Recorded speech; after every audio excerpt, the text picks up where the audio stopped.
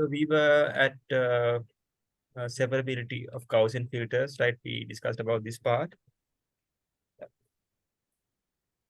So here, this is actually you can see that the scale of the Gaussian. This is like a recap on the Gaussian denoising filters. So when you're actually using 1 pixel, how the smoothing happens, 3 pixels, uh, you know, uh, and 7 pixels, you can see that the smoother derivative, it removes noise, right? It removes noise. There's no question about that. But removes noise, but it also blurs edges and also finds edges at different scales, right? So that's a problem. So uh, now now we'll see this problem is there. So this is actually like a recap. So now this is once again about a review, like a recap, a comparison between smoothing filters and derivative filters, right? Smoothing filters and derivative filters. So you can see the Gaussian filter, removes high frequency components. So it's like a low pass filter, right? So low pass filter, basically what it does, I think you all know about digital filters. It passes the lower frequencies and uh, so somewhat looks like this, right? If you draw the body plot for low pass filter, somewhat looks like this. So it allows, it's like a real, technical is like the real curve, but you draw the theoretical one somewhat like this. It's going to be frequencies. Right. So it allows higher frequencies to pass, so lower frequencies to pass and filters out lower frequencies, right? Like a low pass filter. So uh, is that? So I think this is smoothing filters. Can the values of smoothing filter be negative? What do you think? Can the values of a smoothing filter be negative?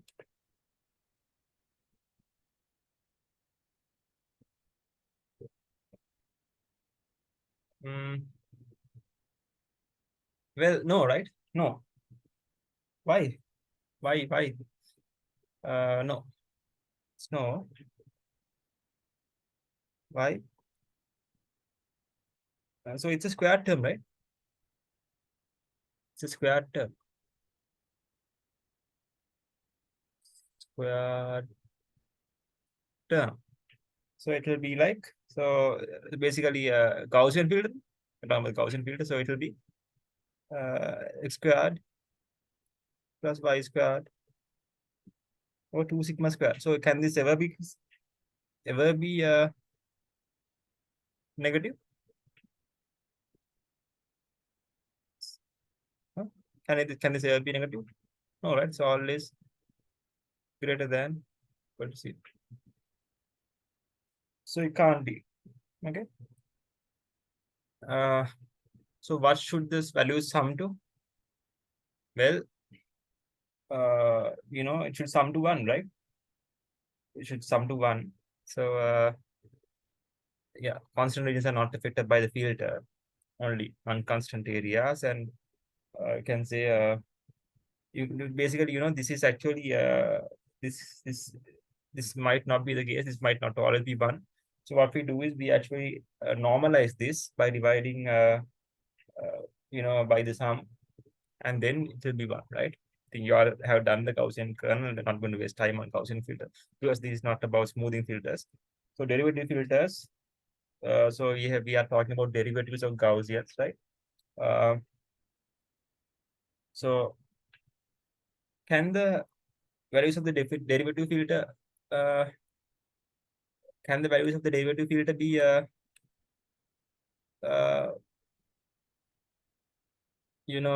negative?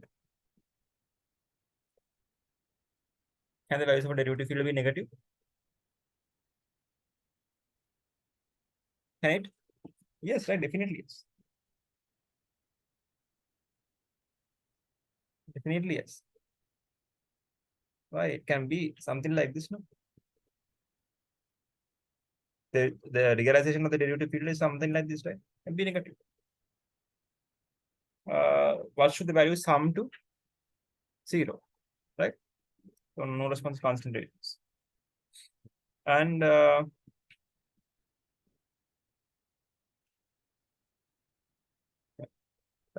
So I mean, basically, if there's something like a constant area, like a white wall or something, it should be zero, right? And high absolute value points of high contrast, right? This is clear. The high contrast, when there's high contrast, there's going to be high absolute value points. So there's okay. Now we'll be talking about the process of the Cannier-Schlichten. We'll not be looking at the uh, mathematics in detail of the Cannier-Schlichten, but we'll be looking at the steps. So basically, there's four steps here, four steps of the Cannier-Schlichten. So so how the Cannier-Schlichten works is like this.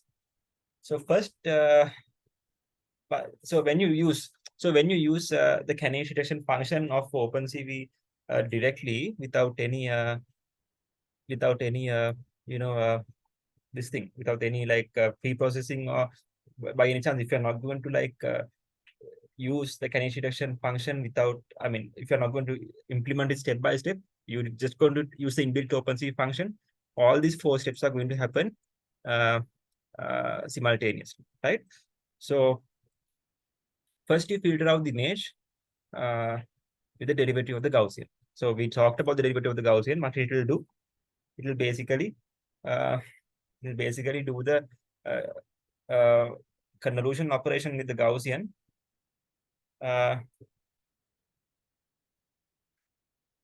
Convolution operation is dot zero. This thing I can't remember.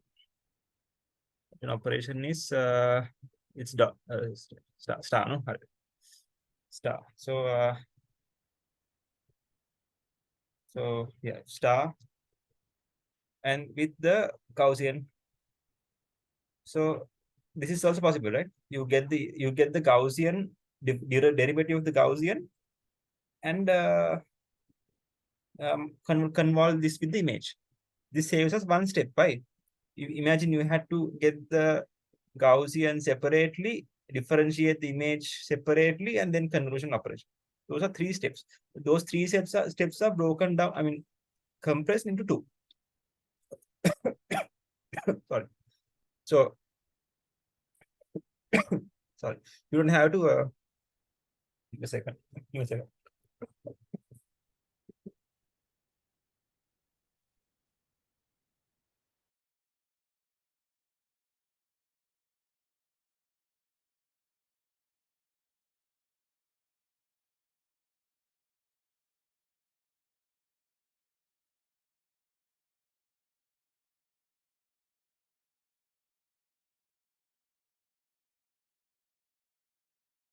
Right, sorry.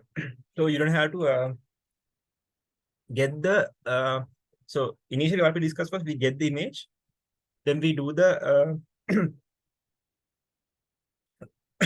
then we do the denoising by using the Gaussian filter, and then we do the differentiation, right? Hold on. Give me a second, right?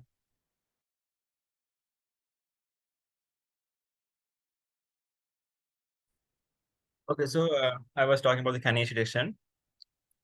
Yeah. So so without having to get the image, then do the Gaussian operation, and then get the differentiation, we can directly get the differentiation of the Gaussian and then convert the image. This is because of the linear property, right? Because these are linear functions, linear yeah functions. Both Gaussian and sorry, both the differentiation operation and the convolution operation, right? We discuss this, and then what we do is find the magnitude and orientation of the gradient. So we discuss how this is also done. So how do we find the magnitude of the gradient? So we know the gradients of figured. We discuss how we get the gradients. So we got the f over the x, that is x direction gradient, got the f for the y direction gradient and magnitude is equal to the by 4 the by x squared plus the by 4 the by y squared square root. Okay, so now then there's something called the non-maximum suppression that happens later. Um, so this yeah, we'll look at that how that is done, and then we do something called the thresholding. This is actually what we do is the hysteresis thresholding. We'll see how that is done. Now the normal conventional absolute thresholding, a different thresholding. Have you done thresholding? Have you done thresholding in the lectures? Anyway. Okay, so here we have the original image. This is the original image. And then what we do is we apply the condition. First, first what we do is that we get the norm of the gradient, right? So it's basically norm of the gradients means magnitude of the gradients. So we look at the magnitude of the gradients and see, okay, if there's like, so you can see that the edges are somewhat highlighted, right? Right. So we first do that. So this is basically the magnitude of the gradient.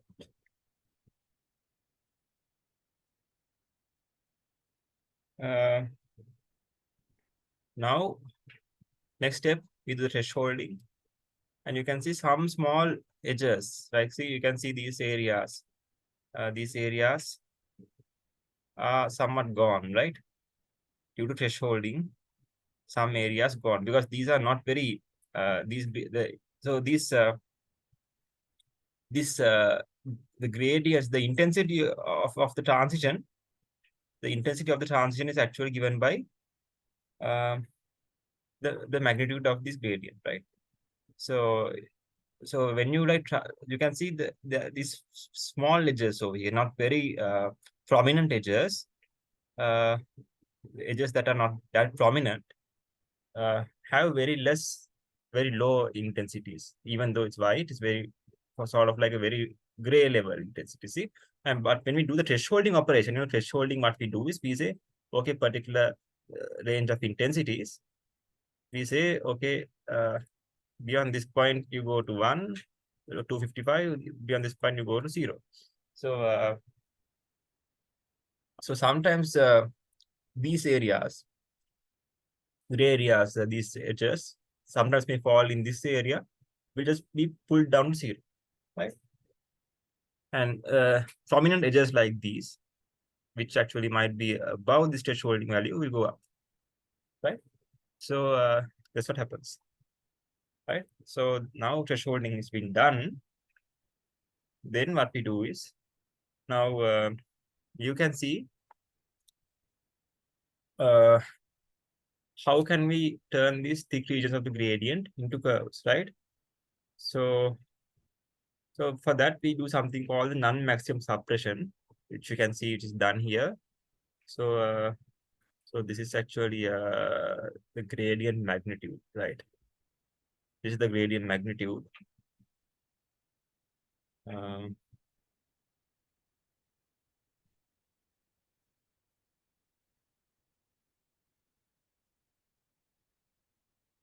so this is actually what we call as the uh, non-maximum suppression, right?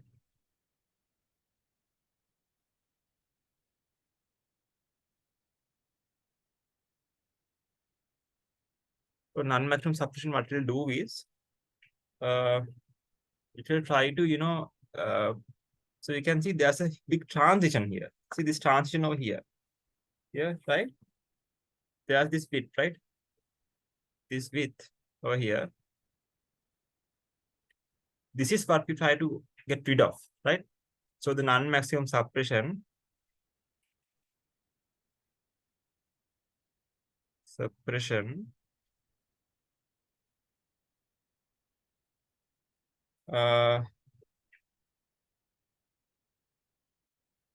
is going to get rid of this width.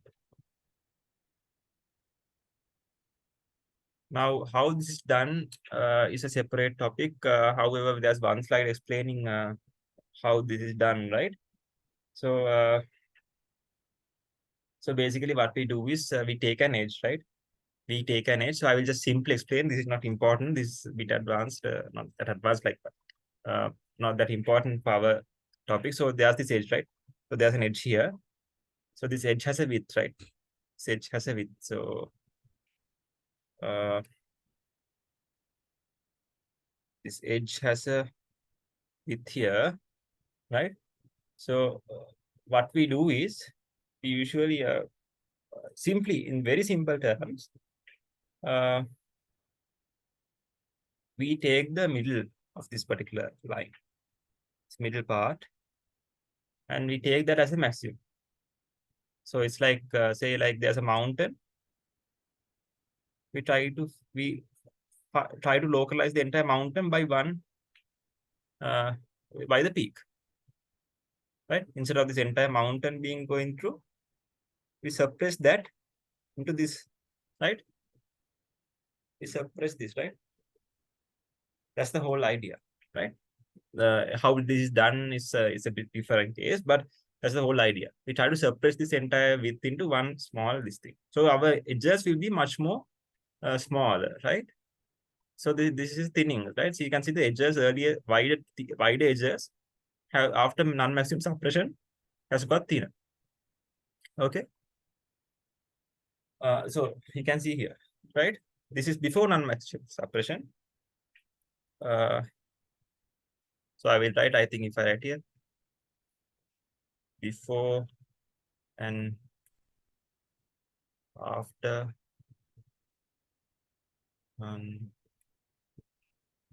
maximum suppression. Okay. So now what the problem is, there's a, now after non-maximum suppression happens, not only because of non-maximum suppression, but you can see that there are these edges which are already not there. See, these edges, these are edges, but they have been sort of uh, removed. Now, how do we get these edges back? How do we get these edges back? This is the next question. So for that, we do something called the hysteresis thresholding, right?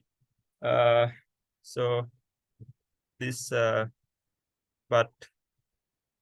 the non-continuous edges are a problem.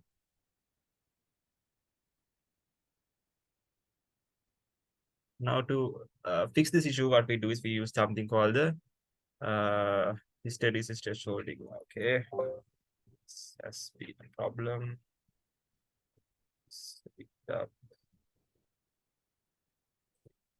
I will just remove this part. I mean, you can understand.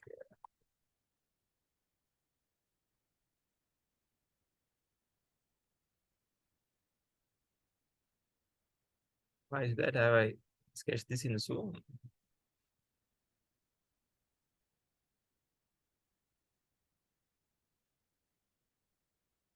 Anyway,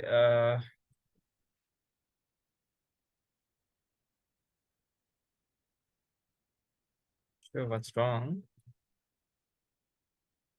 Anyways, okay. Okay, anyway, sure why that is happening.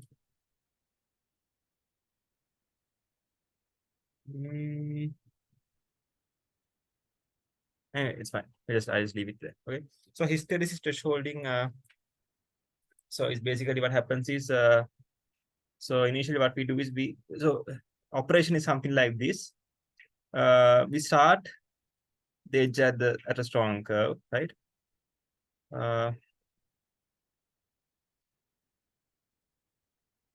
We start the edge at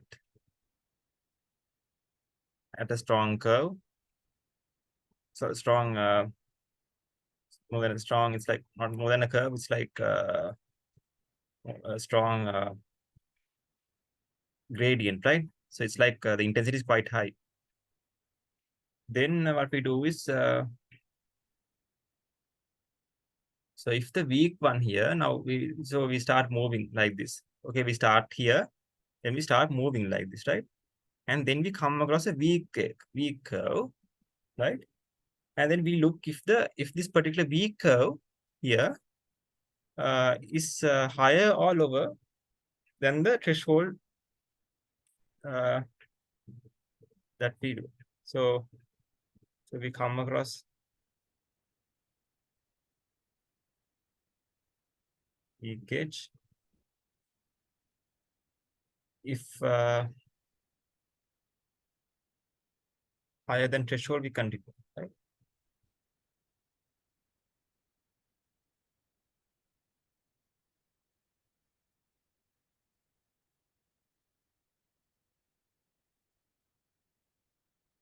But there is a condition, there's a catch, right? But there should be a neighboring strong curve. There should be a neighboring strong curve.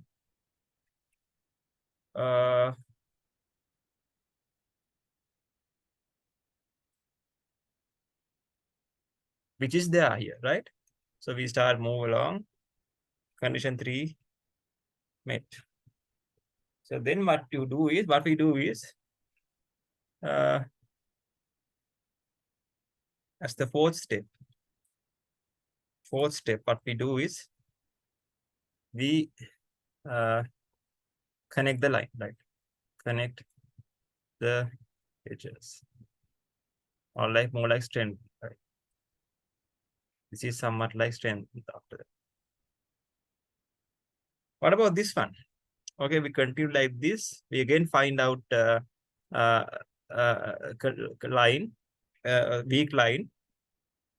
We'll continue across this, but maybe assume that this is above the thresholding value, because if this is lower the thresholding value, then anyway this is eliminated. Assume that this is above the thresholding value. We continue, but there's no neighboring strong curve, right? No neighboring strong curve.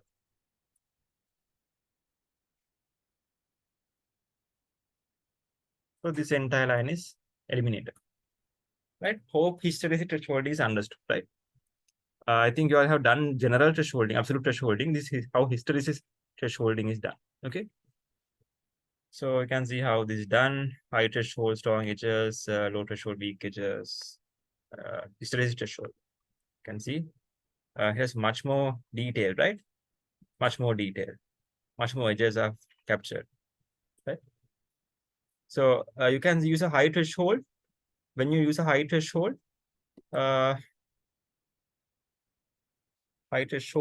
we are basically losing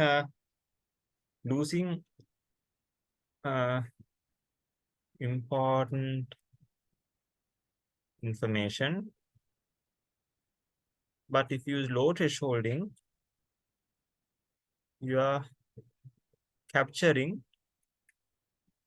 unwanted information.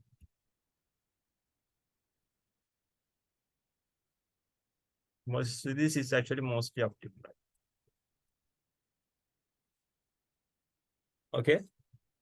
So this is a recap how this is done. Computer server gave it images, micro gradient, non-maximum suppression to find out the center, and then we do the thresholding, right? Any questions up to canny edge detection? Any questions on the canny edge detection?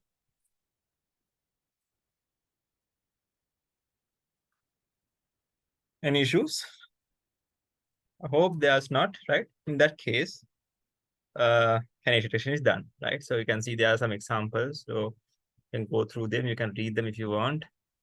So corners, do we have time? I'll quickly go through corners, right? Most important part is edge detection, right? So I think if you all understood edge detection, that is quite good. Can corners, of course, will not be going into much more detailed mathematics and stuff, but rather the qualitative analysis, qualitative understanding is what's important. Okay, how this is done, how what's going on, and all right. So corners. So one of the most prominent corner detection method is the Harris corner detection. So we will. So yeah, you can see how these corners. You can see how this. You know what edges are now? Corners are like these areas, right? See, of an image when you look at a corner, it's like a discontinuity, more like a discontinuity. But discontinuity happens in both directions, right? Edges, of course, happen in one direction, right? Because either vertical or horizontal. Corners can be uh, basically multiple directions, right? It can be discontinuities in vertical and horizontal directions both. See, something like this, and also it can be these like areas like this as well, right? So yeah.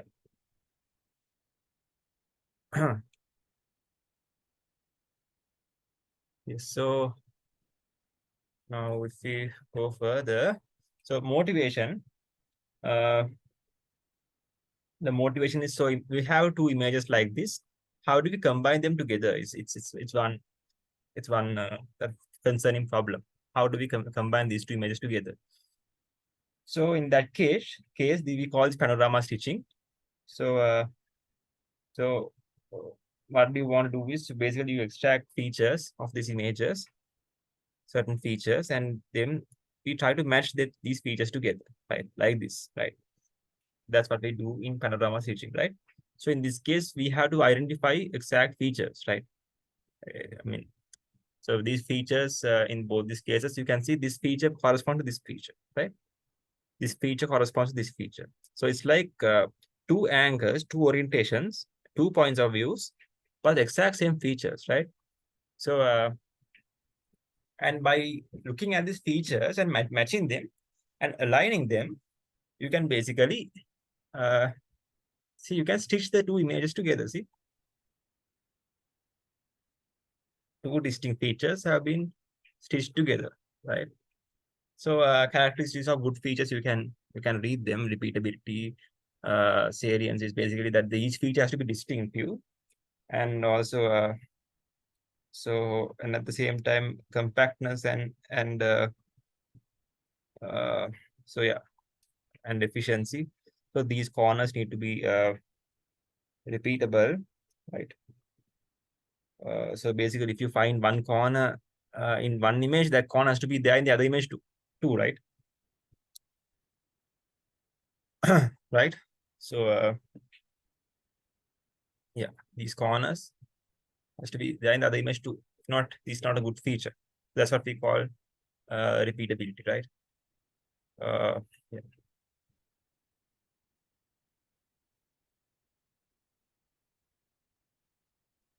All right. So, and locality, it's yeah. So it's that. So basically, feature points are also in image alignment, field reconstruction, motion tracking, robot navigation, indexing and database retrieval, objection. So these are some applications of feature extraction, feature points. So you can see the NASA Mars rover. It has these features identified here, right? You can see they are mapped here, right? So it's somewhat like impossible. So somewhat like impossible to see when you look at this, right? Because but you can match them together and you can identify them. So this is actually used by Sift, right? So Sift is what I told you earlier. What Sift is basically like it's like a modern technique we use for feature mapping mostly. Uh, so yeah, so that's there. That's done. So yes. So you can read if you're interested about feature Sift as scale in when feature transformation.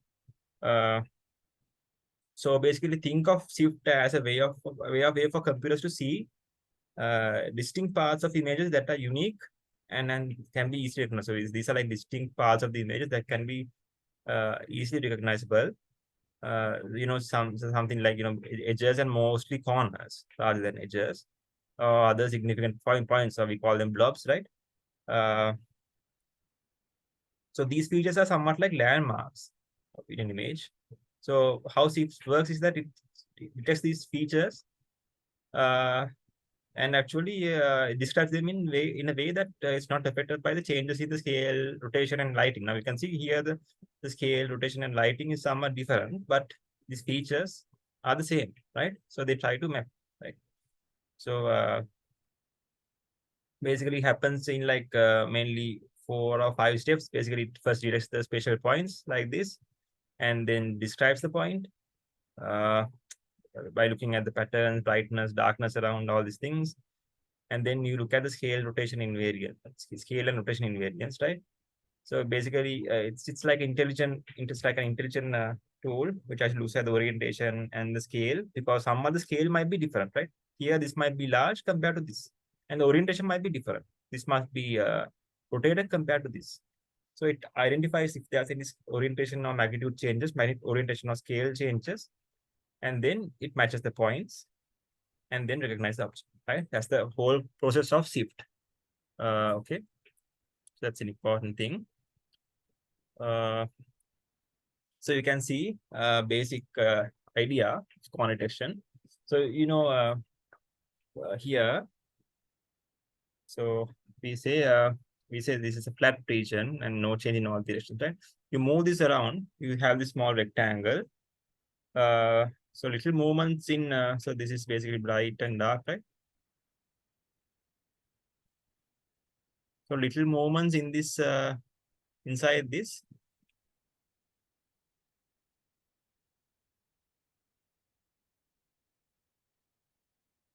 uh, will not change anything.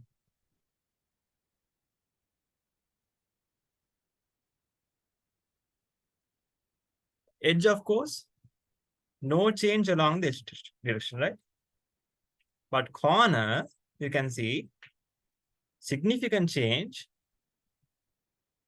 in all directions, right? Significant change.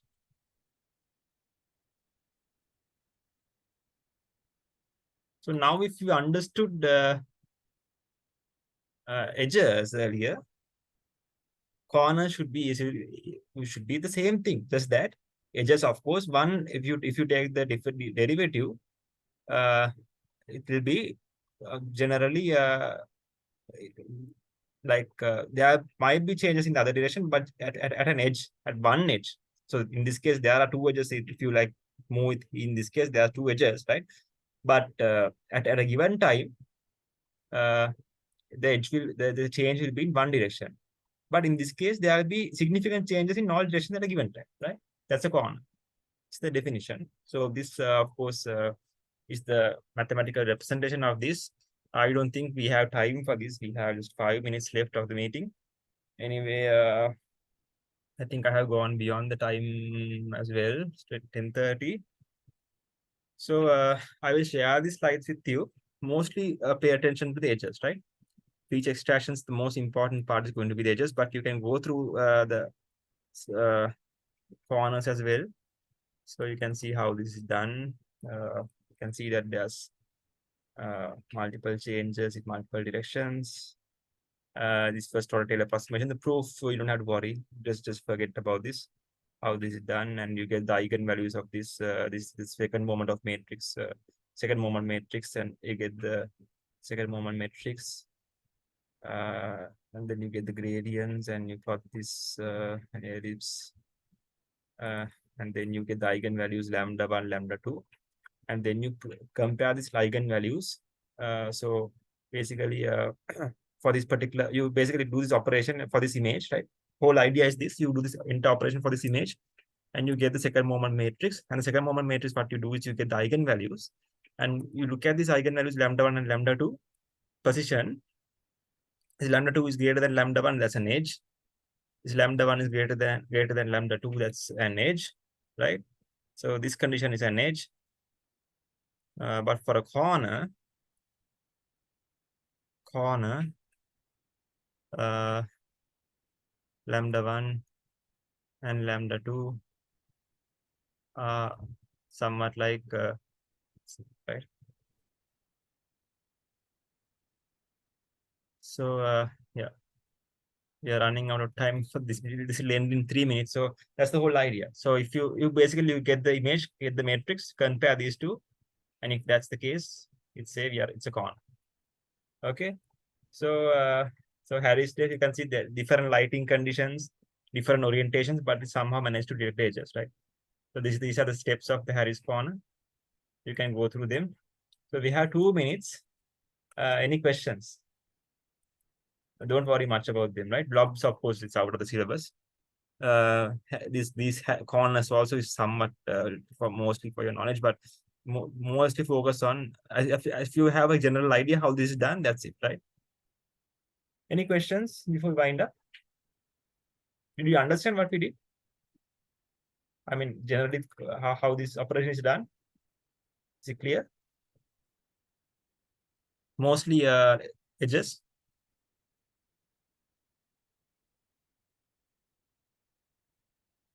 So this actually is a pretty good summary, right? Okay, then now this is actually what I wanted to cover today. How mostly the edges, the mathematical representation of edges is quite important.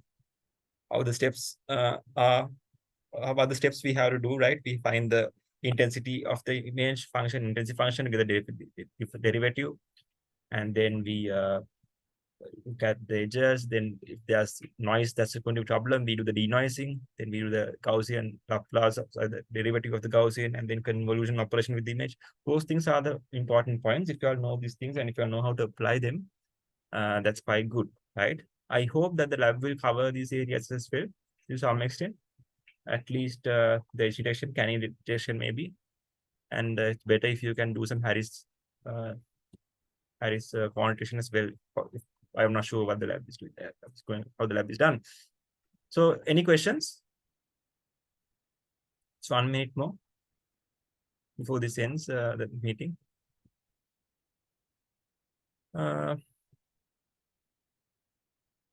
Okay, that's the case. We'll wind up for today. Anyway, the meeting time. I don't want you all to want to ask her to log in once again for this. Sorry about the time that we had the lecture. I will upload the recordings to YouTube and I will share them with you. I don't think I anyway have access to EduScope anymore. I'm not sure. I have to check. I haven't checked, so I will upload them to YouTube and share the links with you. Uh, so in that case, we'll wind up for today. We'll meet. I'm not sure whether when we'll meet again. Most probably some other time. So yeah, then good night, everyone. Have a good day tomorrow.